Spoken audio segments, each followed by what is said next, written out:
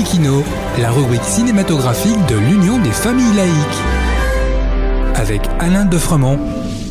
Bonjour, vous êtes à l'écoute de Laïkino avec Frédéric, votre serviteur, pour la chronique cinématographique de l'UFAL. Bonjour Alain. Bonjour à tous. Aujourd'hui, direction Cannes. Oui, nous voici donc à Cannes où le festival du film va se tenir comme d'habitude pendant 15 jours au mois de mai. Un peu d'histoire pour commencer.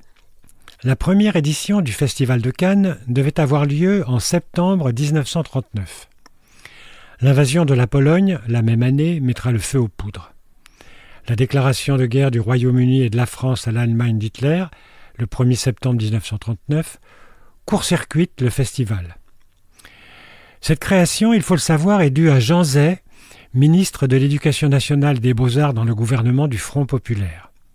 En effet, ce dernier fut sollicité par des artistes et des critiques de cinéma pour créer un festival international du cinéma indépendant afin de concurrencer la Mostra de Venise, où les films subissaient l'ingérence des gouvernements fascistes allemands et italiens dans la sélection des films projetés.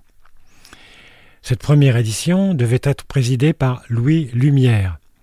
On trouvait dans la sélection La charrette fantôme du français Julien Duvivier ou encore Le magicien d'Oz de l'américain Victor Fleming. Pourquoi l'évoquer ? Il fallut attendre 2002 et le jury présidé alors par Jean d'Ormesson pour faire revivre cette édition fantôme. Comment ? Eh bien, le jury de 2002 couronna rétrospectivement le film de l'américain Cecil B. DeMille, Pacific Express, 63 ans plus tard, en lui attribuant la Palme d'Or. Cette palme provenant du blason des armes de la ville.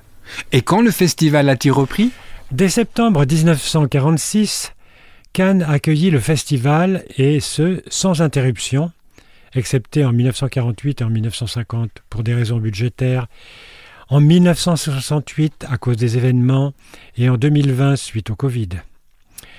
Des films de toute nationalité y furent récompensés, du dessin animé Dumbo de Walt Disney en 1947 au Salaire de la peur d'Henri-Georges Clouzot en 1953, de la Dolce Vita 1960 de Federico Fellini au Viridiana de Louise Buñuel 1961, de Chroniques des années de braise de Mohamed Lakarmina à Kagemusha, L'ombre du guerrier de Kurosawa en 1980, de Underground d'Emir Kusturica en 1995 à Le vent se lève de Ken Loach en 2006. Puisque j'évoque son nom, il faut savoir qu'il a été couronné 2 fois sur la croisette, comme Michael Haneke, ainsi que les frères Dardenne, pour n'en citer que quelques-uns. Seules 3 femmes ont eu l'honneur de la Palme d'Or. Jane Campion avec La leçon de piano en 1995 et Julia Ducournau, la française, avec Titane en 2021. Et enfin, Anatomie d'une chute de Justine Triet en 2023. 3 femmes en 73 éditions seulement, avouez que ce n'est pas beaucoup. Alain, as-tu vu une grande partie de ces films en salle ? Eh bien, parmi les films palmés et compte tenu de mon âge, je n'ai commencé à fréquenter les salles obscures qu'en 1956 avec Le monde du silence de Jean-Yves Cousteau. Ce fut un enchantement pour l'enfant que j'étais. 2 ans plus tard, un grand film dramatique, Quand passent les cigognes, du russe Mikhail Kalatosov. Un énorme choc émotionnel pour moi. Le Guépard en 1963, un des plus beaux films de Luchino Visconti. Conversation secrète de Francis Ford Coppola en 1974, une histoire incroyable. Et plus récemment, The Tree of Life de Terrence Malick, un cinéma plein d'invention, de souffle et d'audace, une merveille. Une affaire de famille du maître japonais Koreeda pour son humanité bouleversante. Et enfin Parasite de Bong Joon-ho, étourdissante salve au vitriol de la société sud-coréenne. Attendons maintenant le cru 2024.